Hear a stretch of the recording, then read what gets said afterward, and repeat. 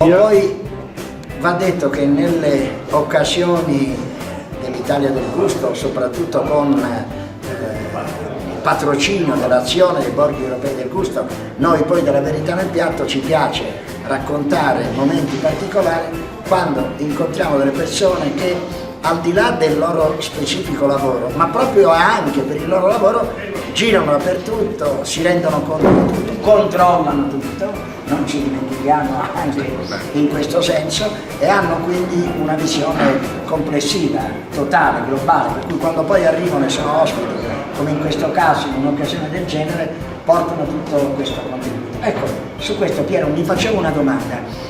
Rispetto ai grandi avvenimenti, occasioni e quant'altro, il fatto di partecipare invece a piccole, apparentemente piccole occasioni, piccole località, che differenza fa in un'esperienza e in un lavoro come il tuo? Intanto sono felicissimo e ho accettato più che volentieri l'invito da parte tua, da parte anche degli altri amici, condividendo tra l'altro questa bellissima iniziativa.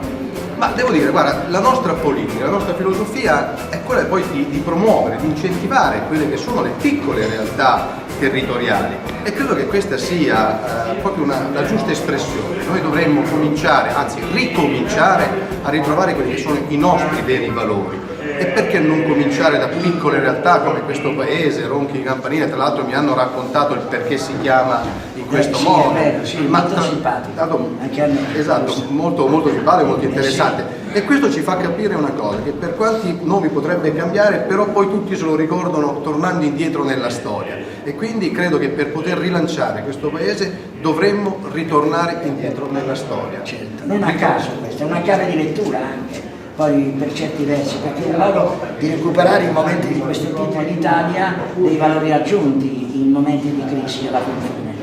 Guarda, tantissime...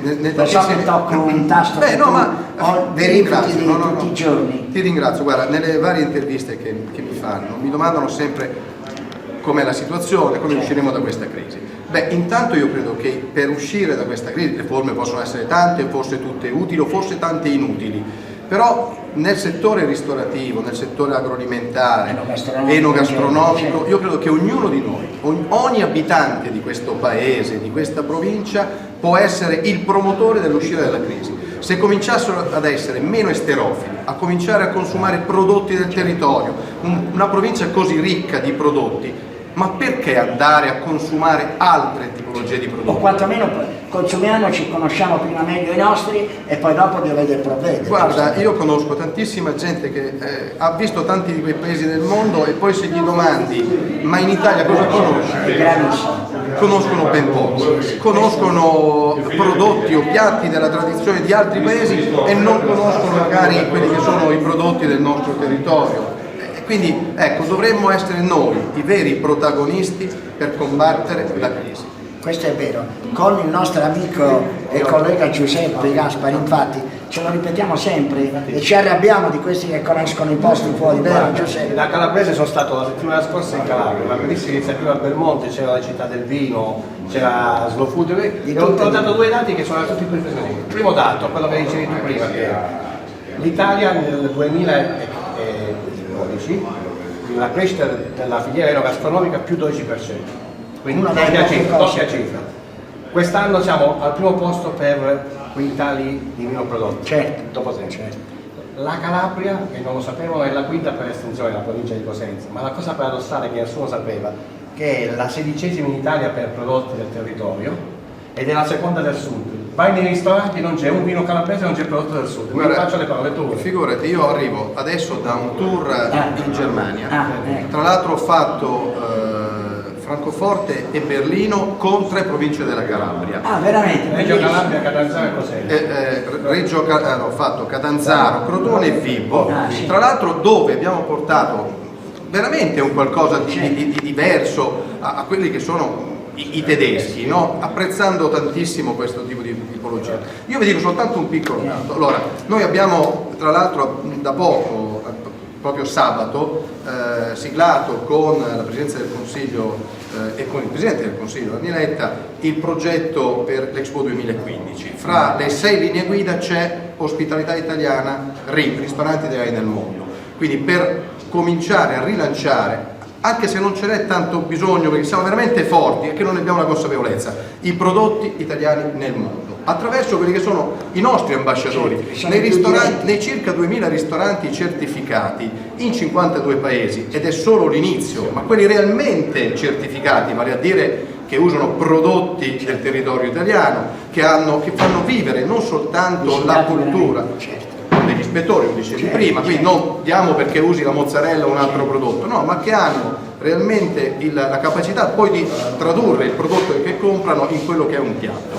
Ma vi dico l'ultimo dato e poi ci salutiamo e poi magari continueremo a commentare. Voi pensate che l'Italia nei primi 3 posti ci sono 1000 prodotti italiani, nei prodotti più consumati al mondo. L'Italia è il secondo brand più conosciuto al mondo, dopo la Coca-Cola.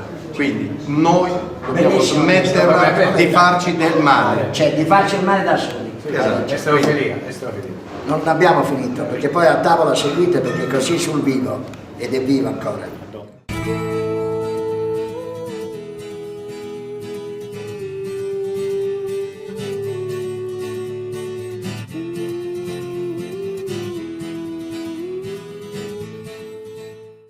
Dunque viva, perché poi non è casuale che la Banca Mediolanum abbia una sensibilità precisa rispetto al territorio sulla capacità e la volontà di appoggiare iniziative di questo tipo, e in un momento del genere. Certo, è proprio l'idea del nostro presidente Ennio Doris, che è proprio del territorio di Tombolo, che è quello di stare vicino ai clienti in qualsiasi situazione e soprattutto in questo periodo di crisi profonda dell'Italia. È proprio per questo che ha pensato di incentivare, diciamo, con un progetto specifico. Sì, con un progetto specifico che è proprio quello che si chiama Riparti Italia, probabilmente avete visto. Ad hoc proprio, che incentiva la ristrutturazione delle case. Attraverso... È proprio un settore, è quello più grave che sta chiedendo intervento. È quello più in crisi, esatto. E che è quello che è il motore dell'economia. E quindi attraverso i mutui che possono essere di ristrutturazione della casa, e quindi incentivare le ristrutturazioni e tutto ciò che è il nesso dell'economia. Dare un volano. Dare un volano all'economia. Perfetto. Ma quando lei invece non tratta di questi argomenti, come giustamente succede, e invece pensa a una sua golosità personale, qual è un piatto o un vino, un tipo di vino davanti al quale non resiste e si fa trascinare? Un vino, il Valpolicella. Ah, Valpolicella. Poi lì cos'è? Un amore, un'origine, un richiamo di un tempo, non italiano? No, è buono. E invece come piatto? Come piatto mi piacciono, diciamo, tutti, però il baccalà alla vicentina lo so fare. Ah, eccolo là, ecco. Qua non andiamo avanti, che se dovessimo incominciare a capire se è baccalà o stoccafisso, iniziamo l'ira di Dio. Evviva, grazie. Grazie a lei.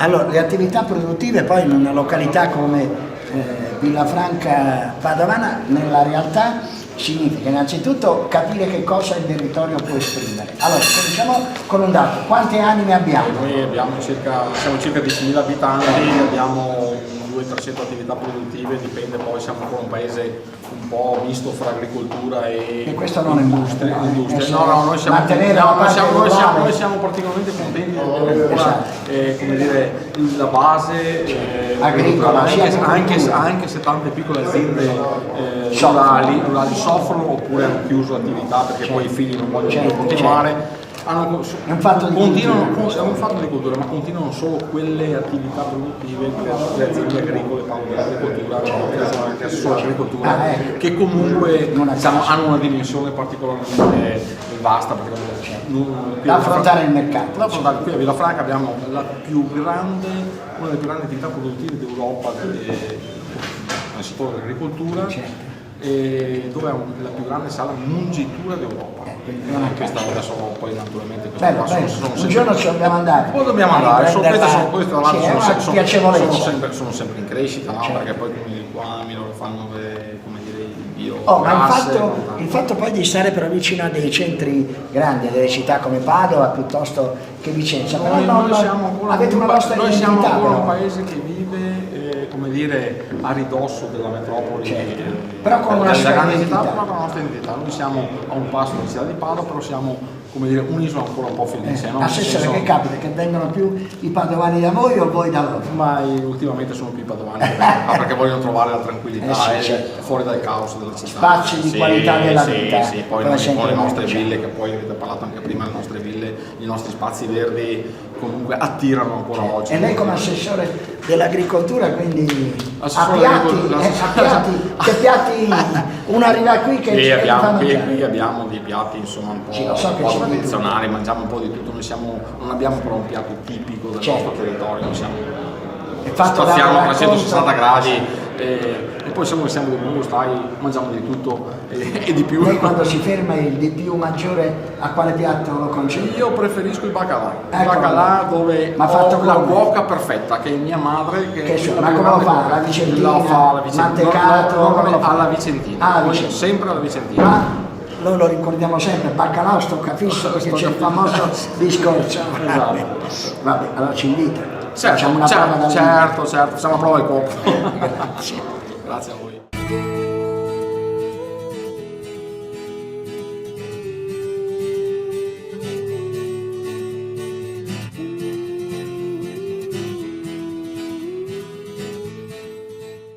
Dunque, voi sapete che a noi ci piace dialogare con sindaci che sono, prima ancora che uomini politici, perché naturalmente bisogna essere interpreti, protagonisti del territorio vero.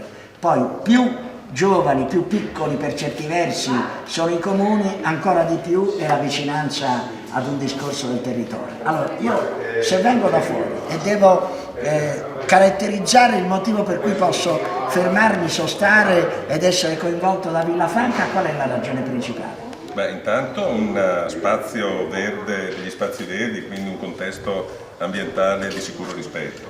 Una presenza marcata di ville venete, legate anche alla ruralità, quindi al contesto di cui stiamo parlando, e poi soprattutto anche delle realtà legate alla ristorazione molto importanti che riescono a trasformare in maniera egregia i prodotti di questo territorio. Esatto, qua è il famoso discorso che non è solo un chilometro zero, ma è un fatto di dare genuinità e tipicità, di dare qualità a tutto questo poi praticamente, questa è la cosa principale. Beh, ovviamente c'è un'arte antica che parte ovviamente dalla coltivazione dei prodotti e finisce anche con la trasformazione, quindi con la presentazione e consumo. Credo che questo sia un po' anche la sintesi della cultura di questo territorio. Qui siamo a cavallo tra la città di Padova e un po' l'alta padovana. Sì, siamo in una sorta di quadrigo, perché poi è spostato verso Vicenza, Venezia anche per certi aspetti, di tutto e di più. Diciamo che questo territorio è un po' un cuscinetto, no? Tra la parte culturale legata ai servizi, allo svago, al divertimento, all'istruzione che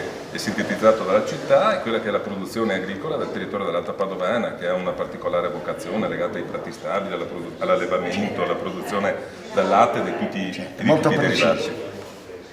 Amico giornalista panato anarchico e non solo. Sindaco, buonasera. Di tutto Buonasera. questo che cosa poi ci colpisce? Consentimi una cartolina. Certo. Noi una settimana fa più o meno eravamo in quel di Belmonte e il primo cittadino del Belmonte non solo non si è presentato a salutare i giornalisti e altri personaggi del campo enogastronomico italiano, ma ha proprio fatto in modo che l'evento andasse fuori. Allora sai cosa le dico? Che sono contento di essere a Villafranca, sono contento che un primo cittadino ci venga a appoggio il suo saluto e il suo benvenuto. E iniziamo noi a invitare lei a vedere anche che cos'è l'altra parte della Calabria, così forse qualche amministratore locale capisce che cosa significa fare sindaco nel territorio. Sono io che sono contento di voi sapere. Grazie a lei, sindaco. Oh, sindaco, no, però in una giusta riflessione, perché poi nella realtà questo significa essere vicino al territorio e agli operatori del territorio. E oggi l'enogastronomia è anche un volano che raccoglie oltretutto un turismo del gusto, non è semplicemente uno stare a tavola, quindi in questo senso l'attenzione va fatta sotto questo profilo. Io faccio la differenza tra fare il sindaco e essere sindaco. Un sindaco che vuole fare il sindaco deve esserci nel territorio, deve viverlo, deve essere a contatto non soltanto con la gente ma anche con le realtà, anche questi sono molto importanti. Poi io sono del parere che l'enogastronomia, che in qualche maniera racchiude una storia, una tradizione e anche l'arte delle persone, il savoir-faire, no?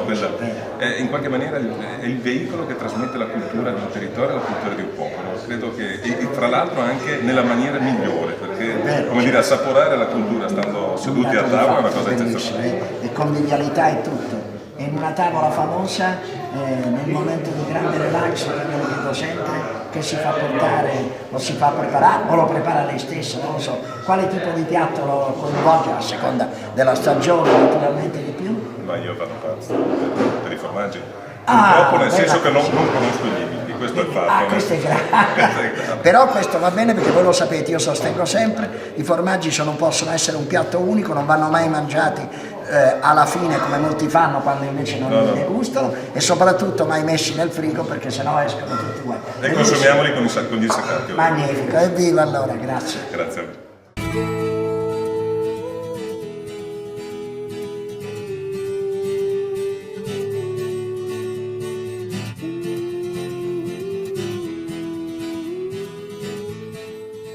Come sempre poi in un territorio, soprattutto più piccoli, sono i territori più a misura d'uomo diciamo e di cittadini, il valore delle pro loco è fondamentale perché naturalmente stimolano eventi, seguono antiche tradizioni, le perpetuano, si danno da fare, tutta una serie di iniziative. Qui siamo con Luigi che è il Presidente della Pro Loco.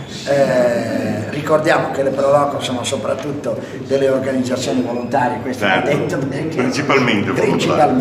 E prima chiedevo a Luigi se arriva improvvisamente una persona al volo in quel di Villafranca, cosa gli facciamo vedere? Gli facciamo vedere un percorso, come hai detto, come quello che avete fatto proponiamo un itinerario appunto come sulla falsariga dei coordinatori del sapore che abbiamo fatto, che lo fate iniziare con la colazione vicino a un santuario, proprio all'interno del chiostro del santuario c'è questo qua, poi c'è un percorso ancora di più campestre nel verde, poi troviamo la Villa Maschio, una villa dell'800 mi sembra, ecco, si prosegue, si va nella frazione di Ronchi, che fa parte del territorio di Villafranca, troviamo la Villa Supiei, una villa sullo stile veneziano, troviamo poi una villa bellissima immersa nel verde che è Villa Colpi, quindi le ville ci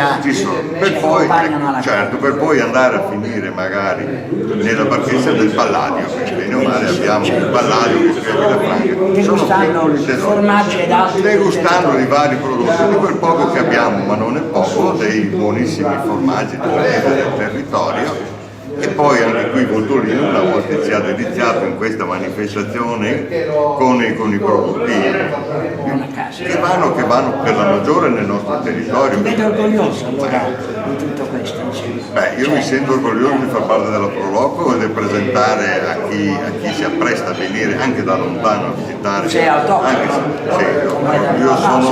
Io sono veramente autoctono, nella maniera più forte. Ricordo come si chiamano gli abitanti di Villafranca? Villafranchesi. Non li dimentichiamo mai, va bene. Va bene. Ok, viva te, grazie. Grazie a voi.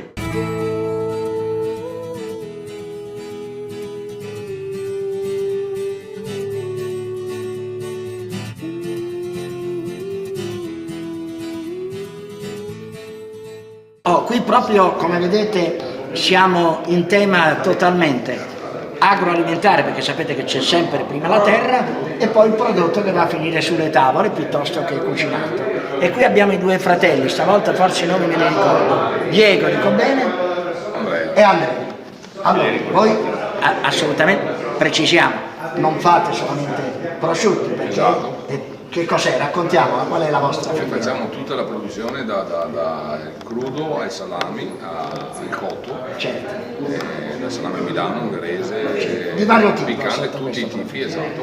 Ma in questo senso fate una grande attenzione, mi pare di capire, alla materia prima, alla provenienza, dico bene Diego, perché? Perché la nostra azienda parte da un'azienda a nucleo familiare, quindi era attenta anche all'allevamento dei suini, e quindi noi sappiamo benissimo che dalla materia prima di qualità, proviene un prosciutto, una serie di prodotti di grande che necessita anche di meno additivi chimici, certo, che è fondamentale, certo, perché nulla togliendo alla necessità di certe situazioni, ma quanto più naturalità c'è nel prodotto, specialmente nel prosciutto, che sul salame ci sono vari tagli, esatto, fare ricco o poco, si può fare il prosciutto è prosciutto, se c'è l'alimentazione giusta, sì, dopo bisogna curarlo, però conta l'80%, è fondamentale come parte l'alimentazione e la genetica. C'è un disciplinare anche. Un disciplinare, non a caso.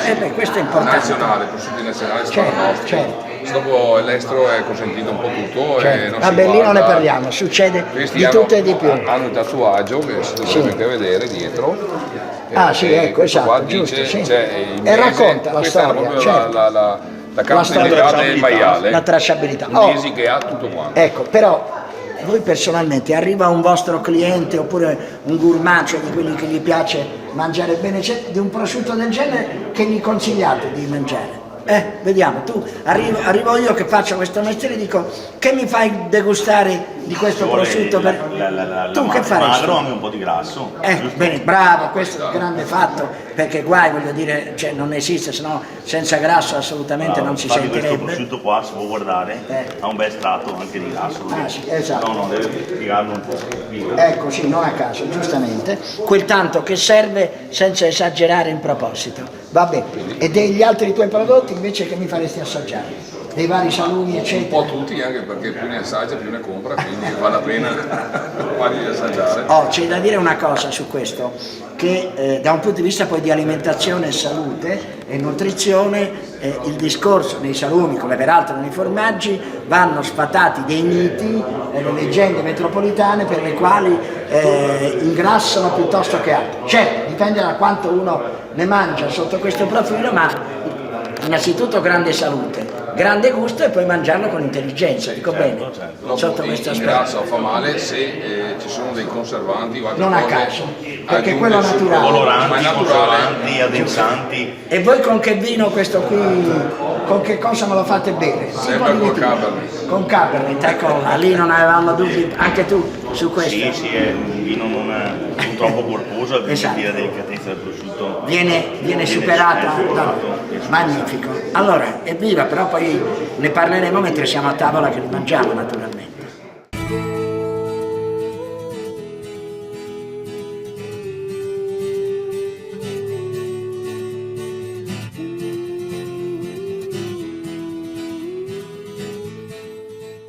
Dunque, come sempre poi cultura, tradizione di un certo livello, non casualmente, si coniugano con momenti che vogliono valorizzare un territorio, perché dietro alla cultura e alla tradizione, soprattutto quando si tratta di situazioni che partono molto da lontano, di storie, di associazioni, di uomini e di protagonisti, questo vuol dire molto. Ecco, nel caso vostro, come interpretate questo discorso dall'alto della vostra competenza? Cioè, come vi sentite in occasione di questo tipo?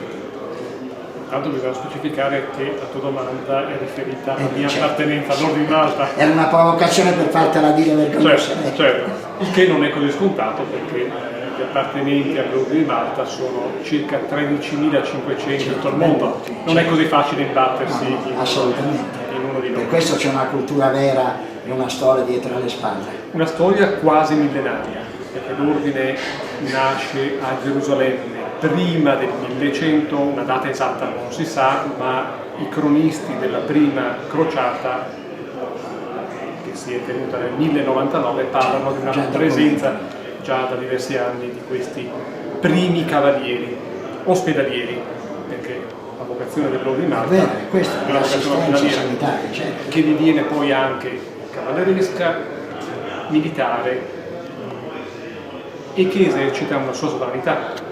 L'Ordine di Malta, dopo i primi secoli in Terra Santa, si sposta a Rodi dal 1310 al 1522, e Rodi è uno stato sovrano, con propri ambasciatori presso gli stati dell'epoca. Da lì deve spostarsi, perché la potenza turca è debordante, a Malta, e Malta viene fondata così come la conosciamo oggi dai cavalieri nel 1530, rimanendoci fino al 1798. lì bisogna dire grazie anche in questo caso a Napoleone, perché tra i tanti danni che ha fatto ha anche posto fine ad una civiltà plurisecolare dei cavalieri su Malta. L'ordine però ricomincia le proprie attività stabilendosi nel 1834 a Roma, in via Condotti, dove c'era già da secoli la propria ambasciata, e lì è la sede internazionale dell'ordine, extraterritoriale, con propri ambasciatori presso gli altri paesi e viceversa, e piccola singolarità, con una caratteristica tipica di qualunque Stato, quello di stampare francobolli e di poterli far viaggiare come per qualunque Stato normale. In tutto questo ci è piaciuto il pur breve racconto, perché dà la sensazione di quello che volevamo dire, come la storia quando è importante, quando è di spessore. E non è un caso però che la storia si incontra, grazie a presenza come la tua, in occasioni di questo genere, perché in realtà poi, al di là delle tue attività tra virgolette private, voglio dire, in realtà significa camminare di pari passo, cioè non fare dimenticare mai agli operatori, al consumatore finale, eccetera, che tutto ha una sua storia dietro le spalle, non è un consumo del momento. E questo che dice è particolarmente vero perché nel corso dei secoli l'ordine ha sempre avuto le sue commende, che altro non erano che aziende agricole. Non a caso. Aziende agricole che ovviamente avevano anche la parte assistenziale, certo. Ma è ovvio che per accogliere... Producevano e quant'altro, vendevano, conservavano prodotti e modi di conservazione di quei prodotti. Ancora oggi, diciamo, di questa tradizione rimangono alcune splendide testimonianze, ad esempio a Magione, sul lago Trasimeno, che è un castello, anzi diciamo l'insediamento dell'ordine dà il nome al paese, ed è un'azienda agricola che produce ottimi vini bianchi, il Grecchetto ad esempio, ottimo vino extravergine, grande olio, certo. Infatti, per cui diciamo queste commende avevano lo scopo di mantenere economicamente i cavalieri che li seguivano, ma anche di poter dare, oltre all'ospitalità, anche un vitto a tutti quei pellegrini o quegli ammalati o quei poveri che si rivolgevano alla comunità. Però ben preciso. Un giorno sai che dobbiamo fare, ve lo promettiamo. Un giorno facciamo un excursus agroalimentare, cioè la terra prima e poi uno gastronomico, sulle tante esperienze dell'ordine nei vari luoghi dove ha avuto sede e dove ha avuto soprattutto presenza. Certo. Va bene? Affare fatto. Evviva, grazie.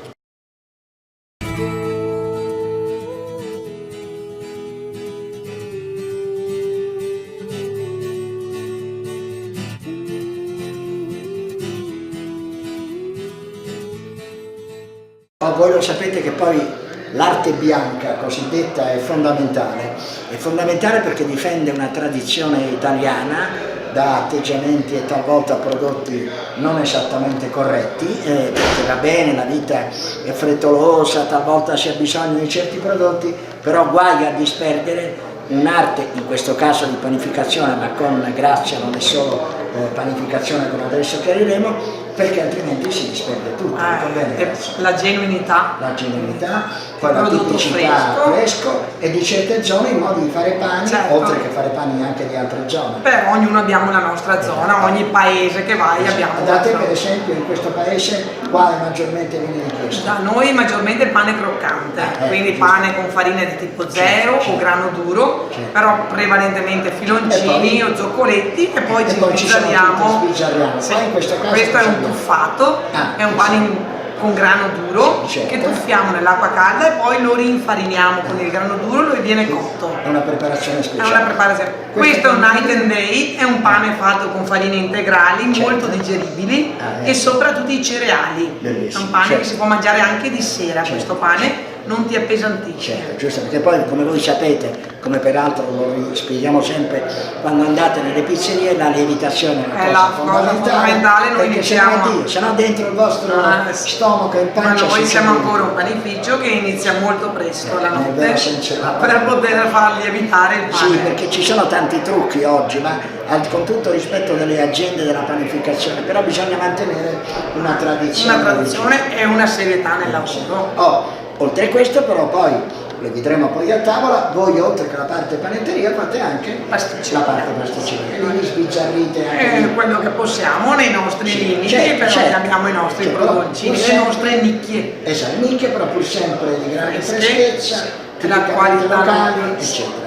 Se io vengo per esempio improvvisamente al di là dei pani che mi hai già detto, che tipo di pasticceria mi faresti portare via? Noi facciamo dei buoni strudel, dei buoni Sant'Antonio, facciamo delle meringate, facciamo giusto, Sant'Antonio. Sì, certo. Quindi Poi, mi divertite. sì, poi tutte cose abbastanza sul secco, poche pannose. Certo, e soprattutto poi in relazione anche ai vari periodi sempre, sì, religiosi e quant'altro. Oppure con la zucca, col radicchio. E tu da quanto tempo sei immersa in questo lavoro? 24 anni.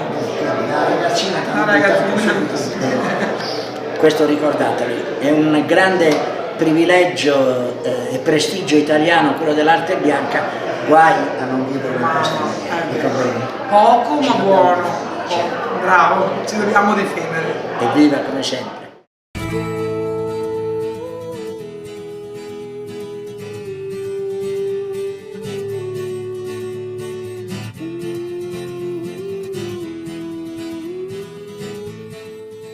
Genericamente ho fatto i complimenti per alcune cose, per esempio quel risotto che abbiamo mangiato, il riso è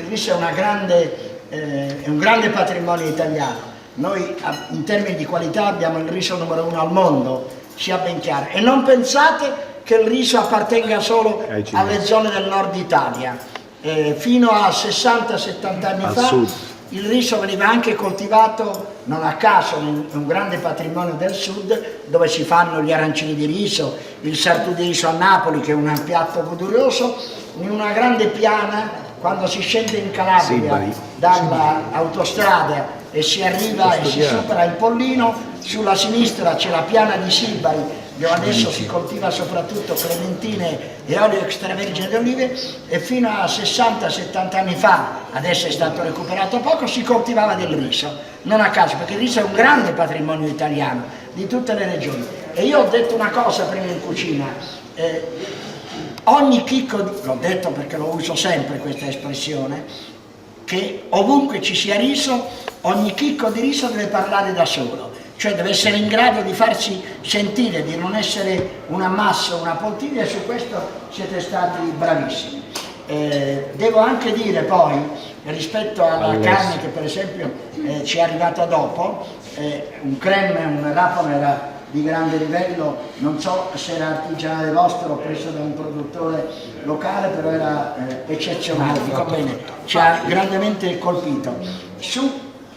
Purtroppo è ovvio che in un'occasione del genere il bollito non è potuto arrivare con il suo carrello, con tutta calma, no, ma lo so bene, ci mancherebbe, dove naturalmente la temperatura vuol dire molto rispetto. Però per esempio un'altra cosa che ci ha colpito molto, ne parlavamo prima con Piero, la purea, non il purè, la purea. Non vi dimenticate mai, di patate, che era buonissima.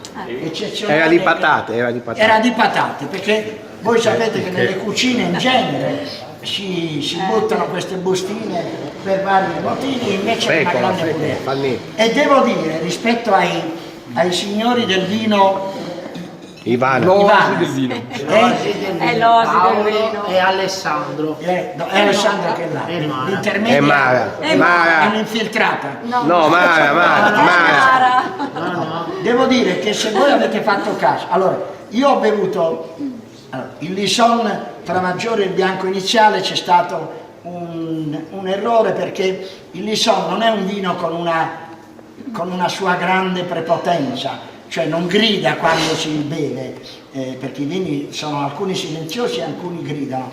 Allora ha bisogno di essere bevuto con una sua freschezza immediatamente. Noi ovviamente, come succede in casi del genere, è rimasto troppo stabile nella brocca e quindi non ha rivelato il suo giusto temperamento. Il Merlot invece, se bevuto dopo che voi avete incominciato a mangiare la carne, vedete, questo sembra una mia ossessione da giornalista, non è così. I vini sono una creatura vera, naturale, quindi hanno una loro logica. Se noi lo abbiamo bevuto dopo aver iniziato a mangiare la carne salata, piuttosto che con un goccio di extravergine d'oliva, che pochi di voi hanno chiesto, ma questo è un altro discorso, siete disgraziati, non è un problema, il vino esprime in un'altra maniera. Allora, Io voglio dire, alla cucina tutto, credo che noi dobbiamo, con tutti i partner che abbiamo avuto, il prosciutto, il pane che era delizioso, è andata via la grazia, ma veramente il pane che abbiamo assaggiato è splendido. Io spero che i dolci siano gli stessi, perché ricordatevi, non esiste alcun pasto, forse anche di 2 piatti solamente, di un piatto che non abbia un termine, un finale, con una pulizia della bocca, con qualcosa di dolce, non di più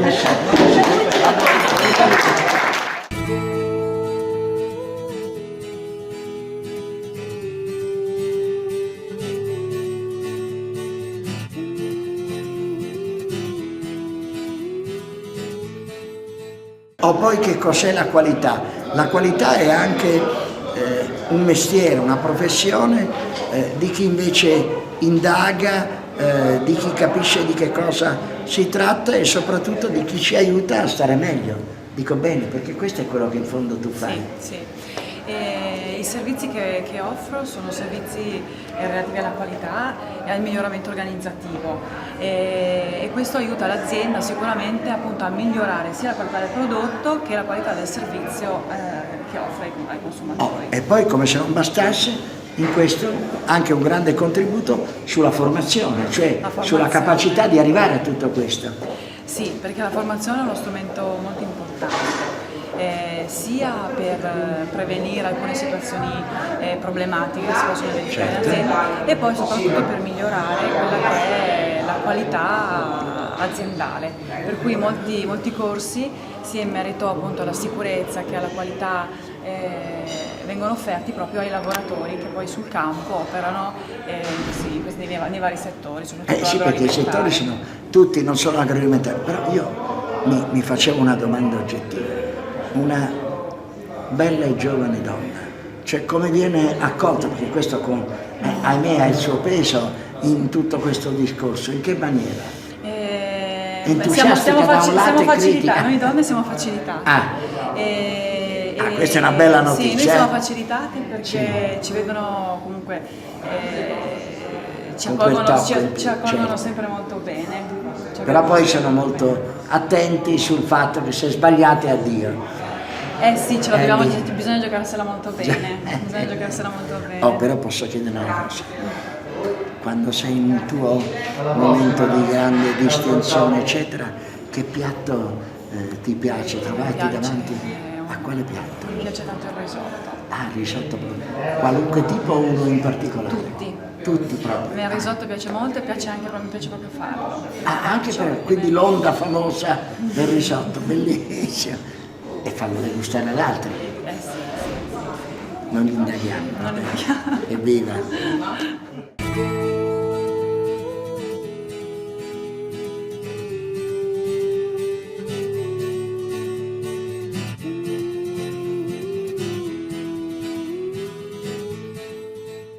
Poi questa sera naturalmente abbiamo degustato, bevuto, però la cosa che ci è piaciuta anche è avere scoperto delle persone che, giovani ovviamente come vedete, che da poco tempo per passione, coinvolgimento, hanno deciso di dedicarsi al mondo del vino. Certo. Dico bene? Sì. Quindi una passione che vi ha coinvolto da quanto tempo? Pochi mesi? Da pochi mesi, 7 mesi. Bene, in cui vendete selezionati vini del territorio. Del territorio, certo. Perfetto, ma tu li assaggi tutti prima? Sempre. No, adesso è in vero, questo senso, li assaggio. Perché è importante. Sì, è importante conoscere quello che si vende. Per trasmetterlo poi. Senz'altro alle persone con passione. Senz'altro. Ma questo signore qui c'è un rapporto di parentela? Vabbè, non indaghiamo. Allora, ma questa bellissima idea, che poi voglio dire ci vuole anche coraggio in questo momento. In questo momento un po' delicato. Da dove nasce tutto questo? Nasce dalla passione che avevamo io ed Alessandro, che è appunto il mio socio, appunto per i vini. Abbiamo selezionato una cantina particolare che è quella di De Lorenzi per quanto riguarda il Friuli, poi abbiamo preso una dei colli per restare nel nostro territorio. Una serie di situazioni. Una serie di maggiori, esatto, tutte di più. Esatto. Anche quella dei Colli è una cantina che lavora molto bene, che comunque si appura sempre assieme anche a un bioenologo che per quanto riguarda anche la somministrazione dei sulfiti eccetera, perché come sapete grande attenzione. e cerchiamo di tenere prodotti del territorio che non sono presenti nei supermercati. Però ha un rapporto qualità-prezzo importante. Ha un rapporto qualità-prezzo senz'altro importante anche in questo momento appunto tra virgolette un po' delicato della situazione appunto economica del paese. Però l'assaggiatrice esagerata è lei.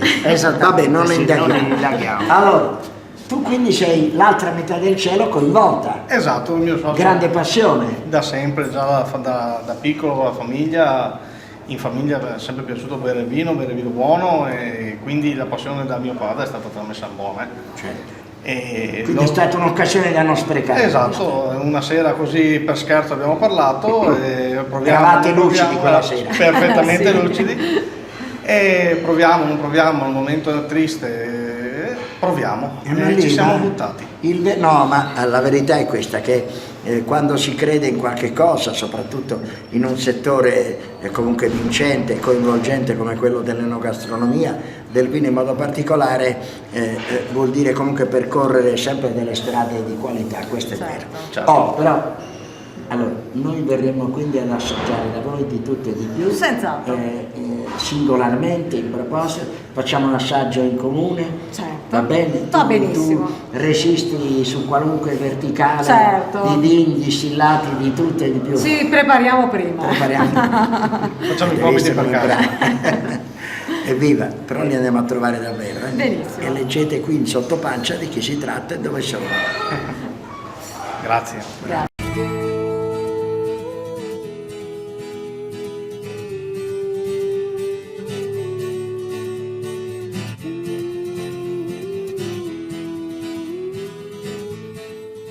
Il bello di tutto questo è che siamo con la famiglia Voltolina che ci ha tenuto a precisare che non sono di quel bellissimo posto che è Chioggia, per carità, ma sono originari di Innsbruck, perché qui abbiamo il nostro grande capo Francesco Voltolina. Allora Francesco, quanto tempo fa hai iniziato tutto questo per poi lasciarlo ai tuoi figli? Questo lavoro qua l'abbiamo cominciato dal 65. Quindi epoche non sospette.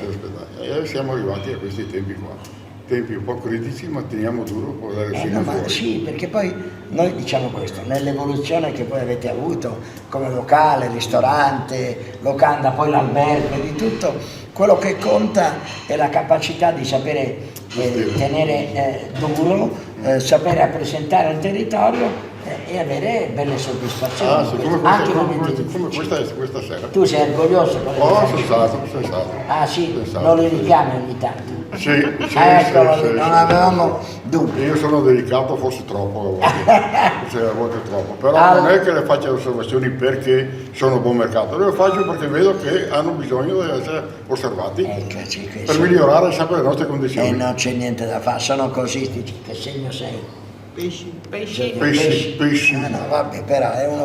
Allora, in cucina abbiamo il nostro Giancarlo, l'abbiamo detto prima, ci ha fatto mangiare di tutto e di più, ma ci ha fatto un risotto dove ogni chicco di riso parlava da solo, di grandissimo livello, cosa non facile.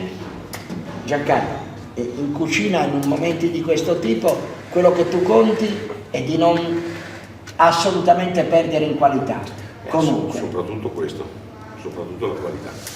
Per puntiamo sulla qualità. Esattamente.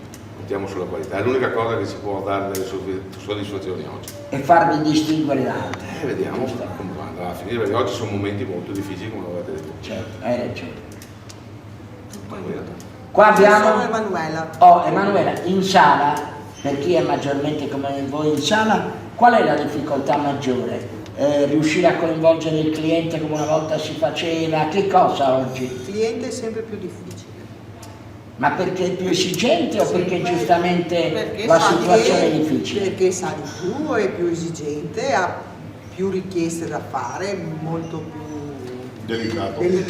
Però questo, Emanuela, vuol dire anche che è un cliente più consapevole poi di quello che gli portate. Certo.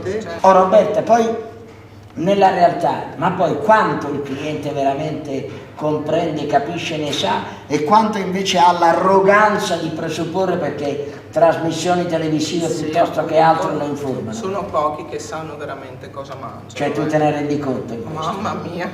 Sì, Ma lo fanno? Appunto, no, lo fanno appunto perché guardano tanto la televisione quindi con una certa arroganza di falsa pensano di conoscenza. sapere e invece tante volte ti rendi conto veramente che a casa mangiano o male o non sanno. E allora tu in questo senso, per Allora esempio, nel cerchi caso di tuo, spiegare, cerchi di chiarirgli tutto chiarire. dolcemente? Sempre. Ma ti è mai Con molta capitato che volevi diplomazia. pigliare un piatto e buttarglielo sulla testa? Non è No, difficile. mai. È Mai. molto difficile. Ho capito, qua questo Come qui, carattere. come carattere, tu invece Io dico no. ti è capitato, dici? Sì, tante volte. lui sì. Io sono più spinto a Più ruspante, immediato. Tante dici? volte è capitato. Io dico una cosa, il cliente oggi è difficile. Perché è difficile? Perché non sa mangiare. Perché non sa mangiare? Perché va a comprare il prodotto al mercato, compra il pollo a 3 euro, 4 euro nello spiedo e crede di mangiare chissà cosa, E invece invece mangia roba di batteria, una porcheria, certamente. poi va al ristorante, va a mangiare e crede di mangiare chissà cosa. Ma cosa deve mangiare il ristorante? Il ristorante fa da mangiare cose buone, almeno nel nostro caso, nella nostra casa nostra. Perché mio figlio non usa formaggi buoni, carne buona, posso solo abbassarlo per la qualità che sei.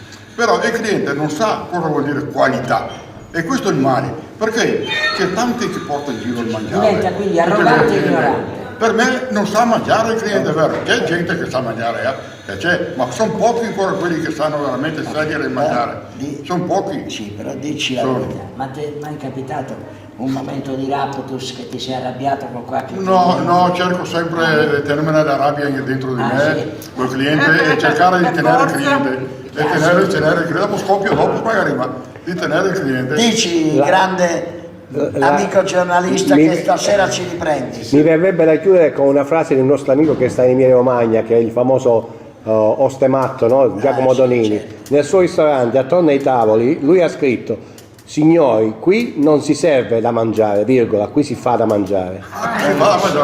Grande. Ci sarebbe un appunto da fare su questo, sul fatto del cliente che sa. Certamente la nascita di tantissimi locali negli ultimi anni hanno creato solo confusione, tanta improvvisazione, poca professionalità. E il cliente si è trovato anche questo. Questo ha creato una sensazione di confusione. E anche questo, soprattutto tanta confusione. Grande padre, dici? No, volevo dire no, il fatto di arrabbiarsi. Io dal 65 venire adesso, prima facevo un altro lavoro, sono venuto qua e ho cominciato a lavorare. Non ho una persona che non ne parlo, qualche volta non parlo con mio figlio. Perché mi arrabbio con lui. Ma io qua non ho un cliente dove che dico non ne parlo e mi ha fatto arrabbiare. Perché per me il cliente. Quando ti arrabbi vai dentro in cucina il cliente è sempre sacrosanto. Il cliente è sempre il primo ben visto, anche se magari ti fa venire certo l'acido di più, però cerchi sempre di accettarlo. Evviva! Evviva, grande Evviva!